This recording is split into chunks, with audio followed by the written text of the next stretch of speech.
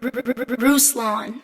Game. I need you to give game to the fellas. I need you to give game to the ladies. I'm a little bit removed. Okay, so I've been married 13 years. I've been with my wife 17 years. So I'm a little removed. You're closer to the dating scene because everybody always goes, Ruslan, you don't know what it's like out here in this dating scene. It's crazy. These girls are crazy. Or the guys. These girls are, whatever. So what's some practical game you can give single girls? Maybe they have bought a little bit too much of the toxic femininity.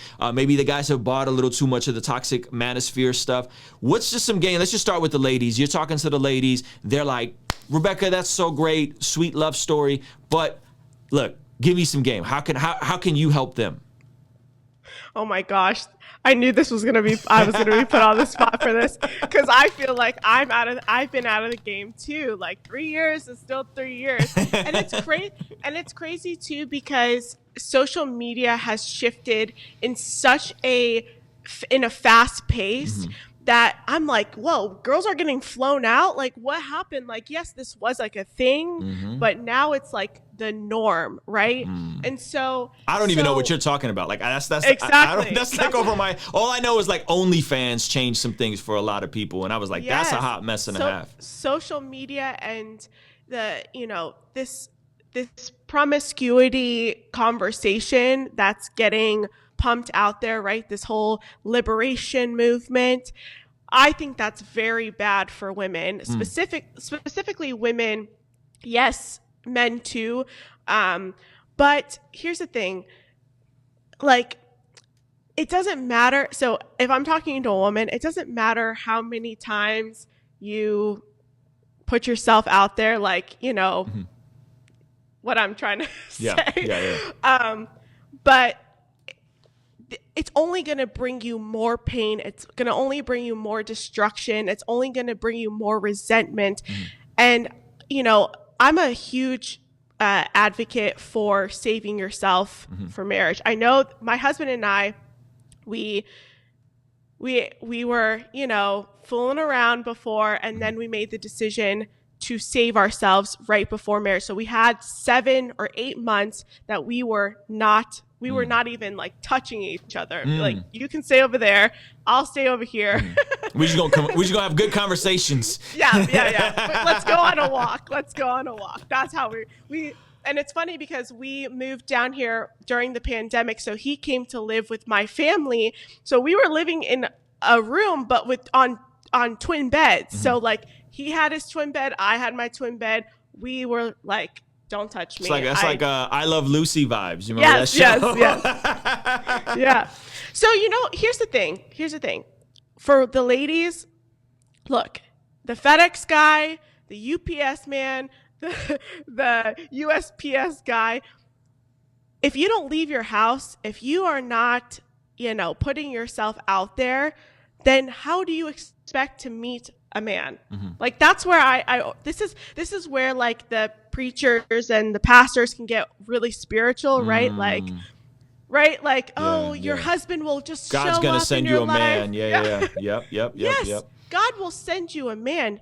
Yes, okay? There is a person for you. But if you're not putting in the work, right? If you want a man that is fit, if you want a man that is financially well, you have to you got to put in the work too. You can't just be like eating 50 donuts in a corner of your house and expect your dream man with 6-pack abs. This is why I brought you on. Because I can't say this stuff. I'm gonna let you say. Keep going. No donuts. Get fit. Keep going. Like, go to the gym, walk on the treadmill, walk outside, like, go to the park.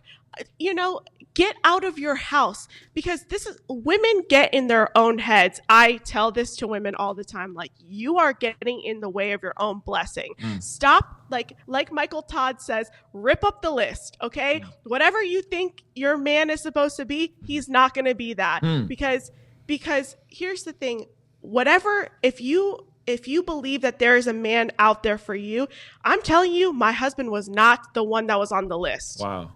Okay. Wow. Yeah, he might have looked the part, but I was like, financially, what? My parents were like, are you sure this is the guy that you want to marry? Like, and so we have to get out of our own heads as a woman, because women will step in the way of your own blessing. I almost broke off my marriage twice, or my engagement twice, because of hypergamy, because of this idea of like, well, I need more. I need to be happier. I want this. I want all of these things, right?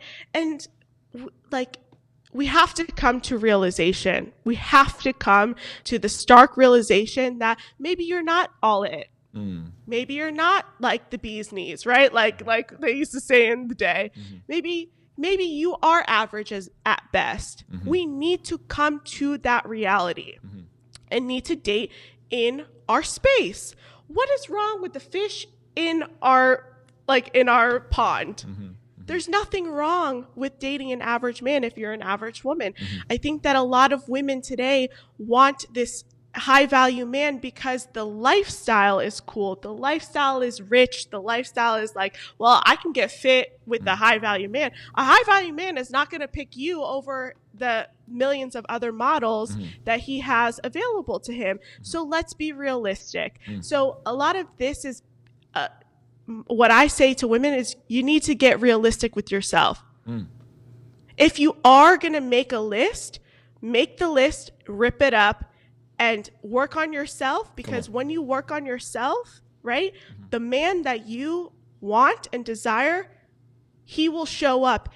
If you're working out 6 days a week or 5 days a week, right, your man might be at the gym. But if you're sitting on the couch eating 50 donuts, milkshakes, and, you know, propping your feet up, your man ain't coming, because let me tell you, UPS guys, they're not even opening the door these days, okay? They're not even coming in. So we have to be realistic. And for men as well, we need to be realistic. Come on. And here's the thing, I don't speak to a lot of men. I actually don't counsel men whatsoever. I just say, stay away from these crazy women, the crazy sisters, my crazy sisters, because if you want someone that is marriage minded, she will tell you she's marriage minded, right? Women are blatant. We are not. We will tell you exactly how it is, okay? And so if a guy is going after a girl and he's not seeing the red flags, right? Because here's the thing, people get into marriages and they're talking about these no-fault divorce. They're talking about divorce courts and I'm never going to get married and I'm not going to do this because of divorce and all that stuff. Well, if you're picking someone who clearly has visible red flags, you are setting yourself up for demise, for your disaster, right? This whole like Brittany Renner with the basketball player, right? I go, listen, she told you who she was. She told the entire internet who she was, and you still made a baby, okay? So I think that guys need to get rid of that delusion as well. Like, if she's telling you who she is, believe her. Yes, women can change. Yes, men can change. And yes, you might have, like my husband, he wasn't the man that he grew into himself. He stepped it up, but I could see that already, right? He wasn't perfect. He wasn't that perfect, ideal man, but I could see myself with him, right? There weren't the flags that were brought up. We addressed them in premarital counseling. We got through them, right? But I think a lot of times people don't want to put in the work. Like, I think at the end of the day, people, men and women, don't want to put in the work. They want to stumble into a relationship. They want to stumble into marriage, and then they want to stumble out of marriage. And not understand that there's casualties here, right? Not only are you hurting yourself, you're hurting the other person, you're hurting your potential children. This is not, like, we can't play in our feelings.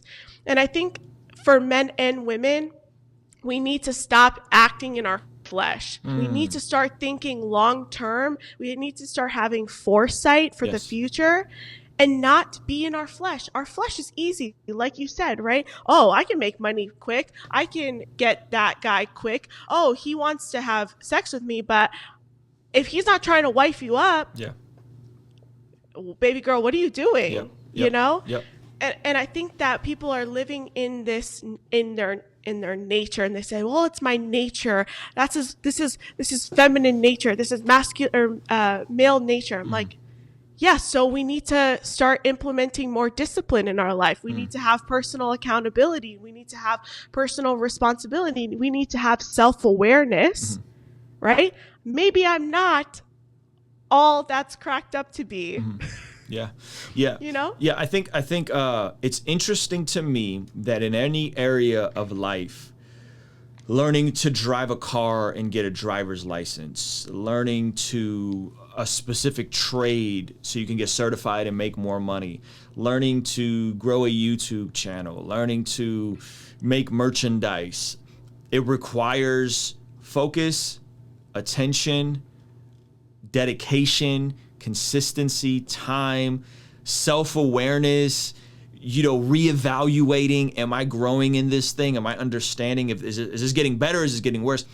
And for some reason, people are under the delusion that the two most important areas of life, which is who you marry and your kid and the kids that you'll have, outside of following Jesus, who you marry and the kids you'll have, people think that it's just going to organically happen. It's going to be a Cinderella story. It's going to be magical. It's just going to work itself out. And it is so not like that. If you have to take hours and hours and hours of behind the wheel training, of studying for a test to get your driver's license, fam, do you imagine how much time and effort it's going to require for you to have a thriving, flourishing, healthy marriage, and then pivot to being a healthy, thriving, flourishing parent for your children? Both of these require efforts. Both of these require education. Both of these require mentors. Both of these require multiple ways of disciplining. And I think for whatever reason, we've just bought into it's. You know what it reminds me of?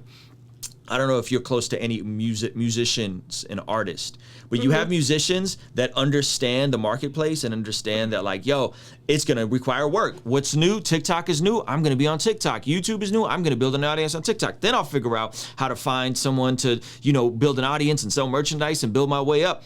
And then there's the guys that are like, yeah, I'm just going to get discovered.